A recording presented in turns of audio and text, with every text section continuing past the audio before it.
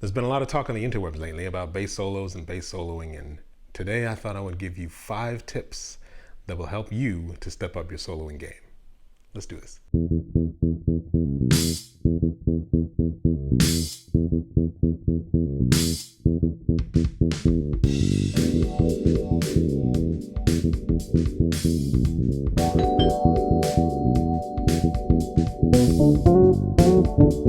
Hello friends and neighbors, welcome back to the Brownstone. I'm glad you're here today because we are going to talk about bass solos and bass soloing and how you can get over some of these hurdles that you might be feeling when it comes to this particular topic. These 5 tips not only have to do with your playing, but they have to do with your mental approach and your emotional connection to the music and a little bit of playing as well.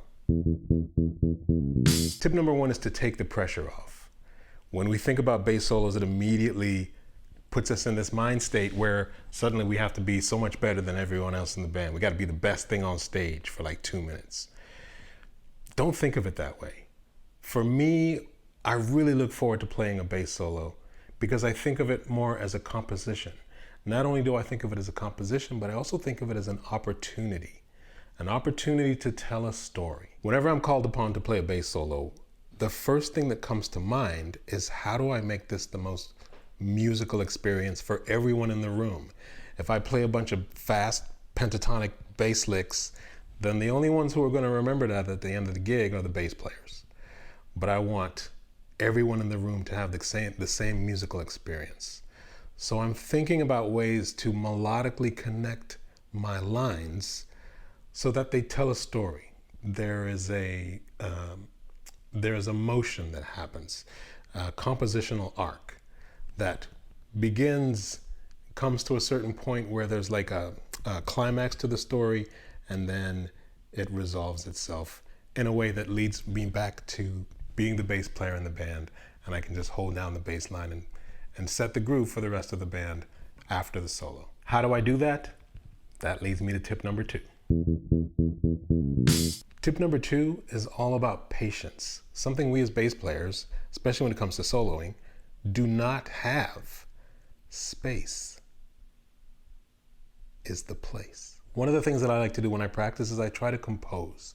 I try to come up with some sort of a spontaneous composition that makes sense, that doesn't have anything to do with like bass licks or the devices that I tend to fall back on. I really want to think about each phrase in a sequential motion that allows me to tell a story that makes sense. The age-old adage that music is a language is apropos, and I feel like we can apply this to our solos as well, to tell a story that makes sense to the listener. This is all I want to do. I'm not here to impress anybody. I'm not here to play fast.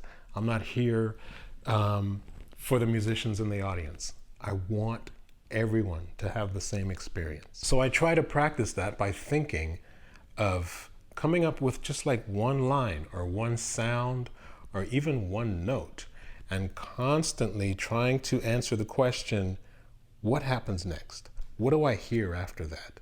But I'm also practicing the patience to let those ideas come to me naturally, and I'm not forcing myself to wiggle my fingers over a scale because I know that scale works over that chord. A really beautiful example of what I'm talking about is Miles Davis on, I think it's the Kind of Blue album, the song Freddie Freeloader.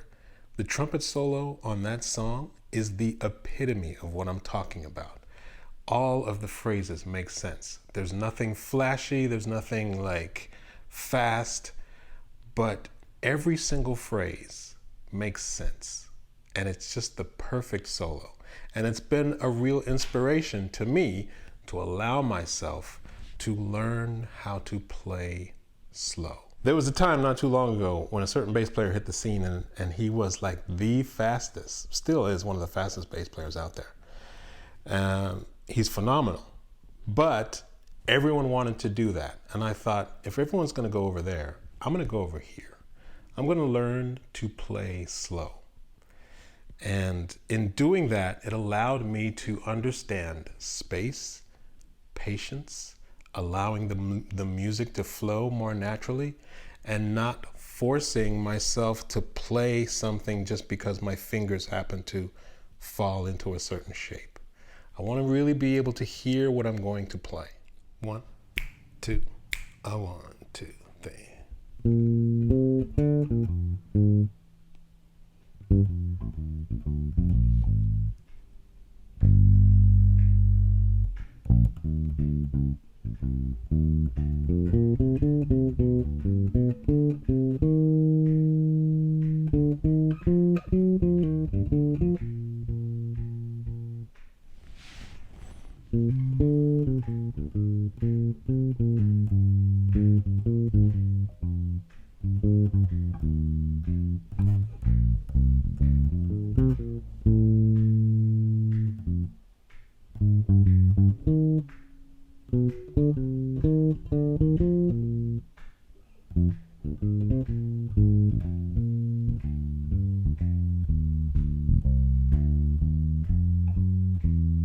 Space.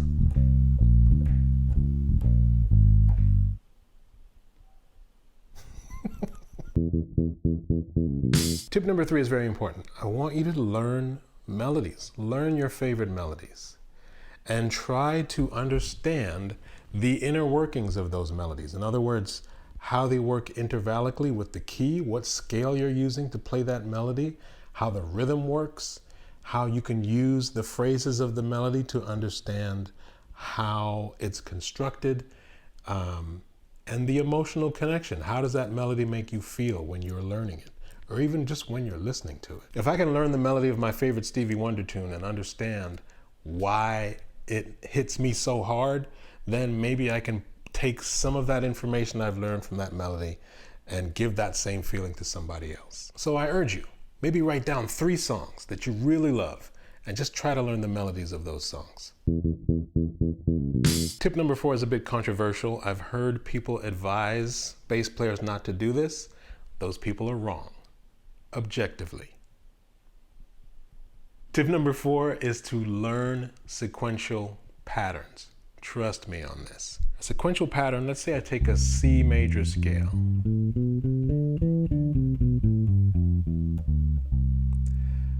The sequential patterns are a sequence of notes, intervals, shapes that you then take through the entire scale, starting from each degree of the scale. In other words, if I take the interval of thirds, there's the root in the third. So now I want to play this interval of like playing a note, skipping a note, and playing a note, starting from every degree of the scale. You've heard this a million times.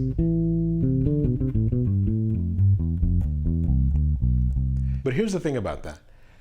People tell us not to play these patterns because they think that this is all there is to it. And there isn't. There's so much more that you can do with this musically and rhythmically. And this is the thing that we need to discover. So learn the patterns.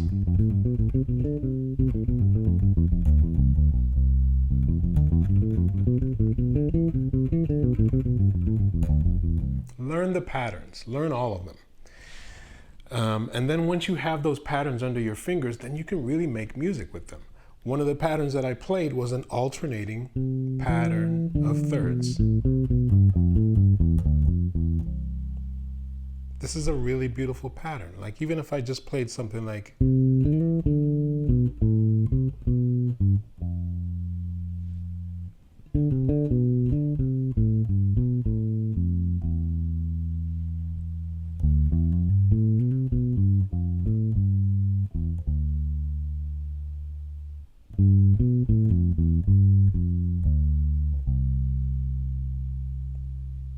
that's music.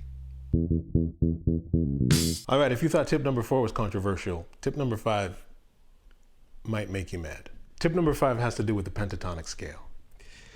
Listen, there are a lot of videos on this channel teaching you all about the pentatonic scale, how to play it in all these different positions, how to do all the things that you can do with the pentatonic scale. Tip number 5 to up your soloing game, enough with the pentatonic scale. This might make some people mad, but I'm so tired of hearing solos that are just...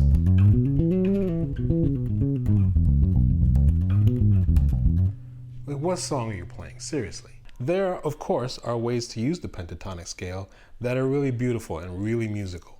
But I think we have to expand our melodic and harmonic palette just a little bit.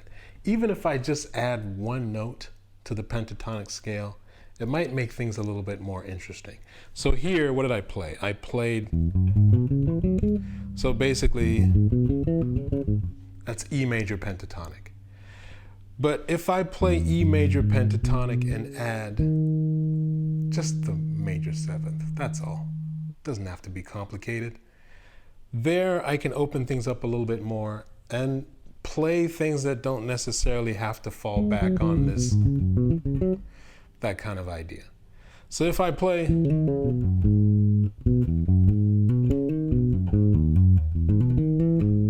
that's still the pentatonic scale, but I've added one note. I've added the major seventh. In this case, D sharp, right?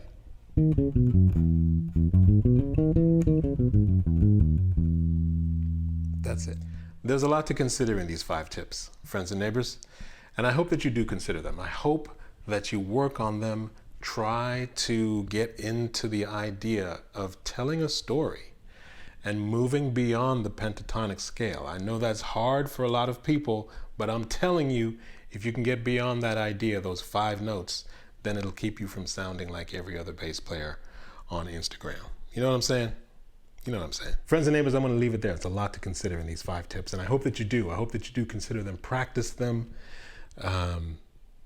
understand how to get into that right sort of mindset to allow for your most creative self to express yourself on the instrument.